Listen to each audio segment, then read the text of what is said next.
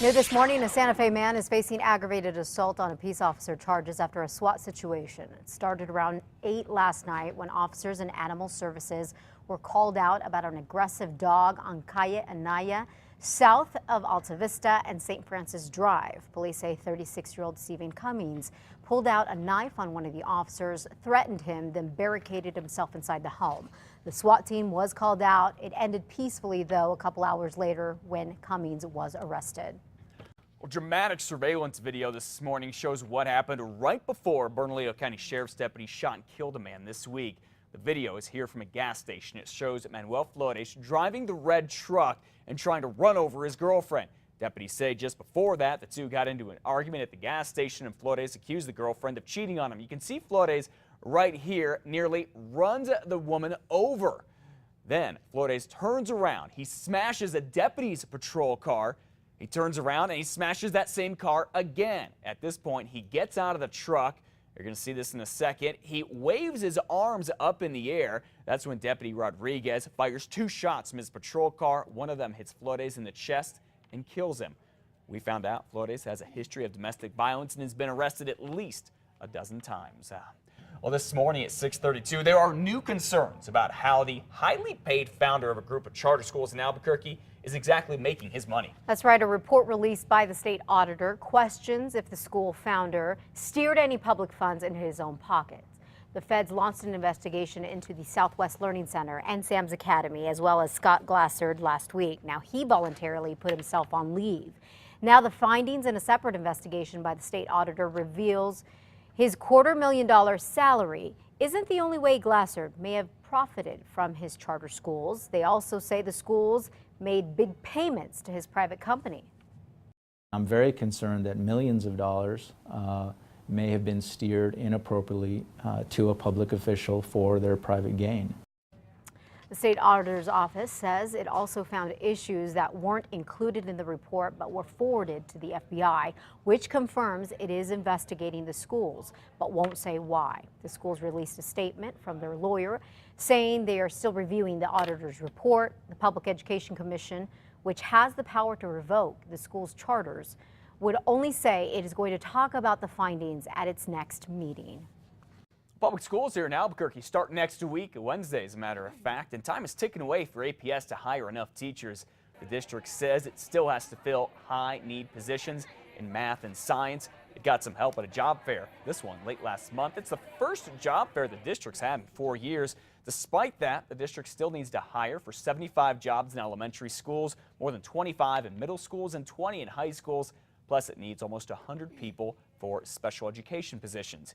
If you're interested, we have a link to all of this at KRQE.com.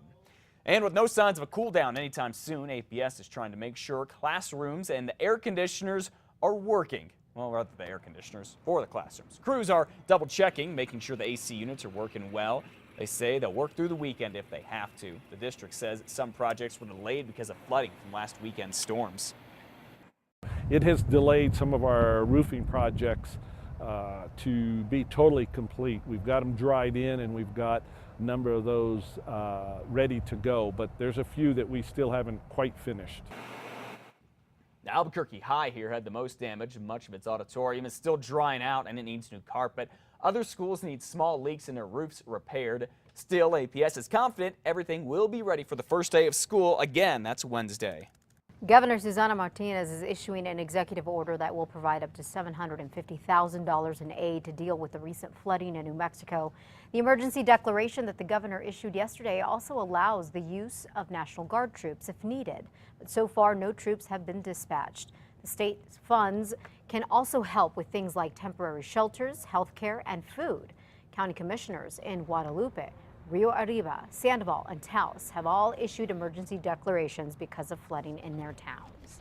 Here's a question for you. Should the Public Regulation Commission be allowed to oversee ride-sharing services like Lyft and Uber? Well, that question was at the center of a hearing yesterday in Santa Fe, and it still does not have an answer this morning. The PRC issued a cease and desist order against the Lyft back in May, only a month after it launched here in Albuquerque. The company could be fined as it's accused of breaking a state law. Lyft and its competitor, Uber, are ride-sharing services that match drivers with people who need a ride. You set the whole thing up on your smartphone. Last month, the PRC agreed to create a new framework for companies such as Lyft and Uber. And yesterday, Lyft's government relations manager told the PRC the laws here in New Mexico need to catch up with the way business is being done these days. We're not anti-regulation, but given the nature of our model and the way it differs from existing forms of transportation, it's just important that regulation or legislation be tailored to the way ride-sharing operates. The PRC is set to have another hearing on the issue next Tuesday. We'll let you know what happens. The New Mexico Lottery is taking on a new look nearly 2 decades after it started. Yeah, take a look at the old logo and the new logo side by side. The new design still includes a Roadrunner, but the turquoise and purple colors have been replaced with bold yellow. We are told that the new design was chosen out of dozens of others because it works better for the digital age. Back in 1996, when the New Mexico Lottery was created, smartphones did not exist. The new designer says the tiny details on the old logo are just too difficult to see today. It kind of kept the same look and feel as the old logo, but simplified it and made it a lot bolder, made it a lot easier to reproduce at small sizes and on small phone screens and to work in a wider variety of contexts. All right, the designer there, Joby Elliott, just so you know, is from Socorro. He's a local guy and actually attended UNM on a lottery scholarship. How about that?